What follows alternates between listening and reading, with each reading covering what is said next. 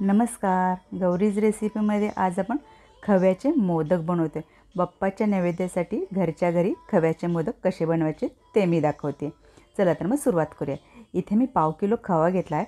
पाव किलो खवा मंद गॅसवर भाजून घेते। गॅस बारीकच ठेवायचा आहे। खवा मऊ झाला की त्याला तूपही छान सुटतं। तुम्ही बघू शकता तूप छान सुटले। इथे मी 50 ग्रॅम साखर घेतली आहे। साखर घालून सर्व मिक्स करून घ्यायचं आहे।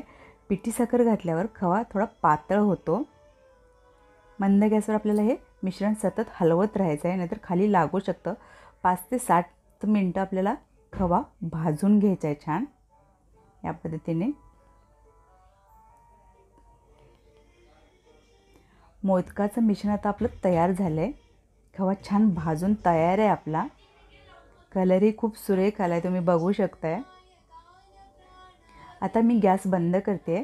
गॅस बंद करून यावरती 1 चमचा वेलची पावडर घातली आहे। वेलची पावडर घालून सर्व छान मिक्स करून घेते। आता हे मिश्रण थंड होण्यासाठी मी ताटात काढून घेते।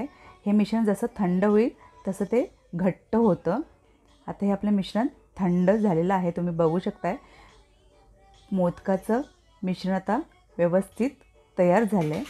आता इथं मी 1 नंबरचा मोदक मोल्ड घेतला आहे। त्यामध्ये आता मी थोडंसं तूप लावून घेतलं आहे आणि त्यामध्ये आता तयार हे मोदकाचं मिश्रण घालून आपल्याला मोदक मोल्डमध्ये घालून सर्व मोदक तयार करून घ्यायचे आहेत। या पद्धतीने अशा मी मोल्डमध्ये मिश्रण घालून घेतलं आहे आणि एक्स्ट्राचं वरती जे आलेलं असते ते काढून घ्यायचं।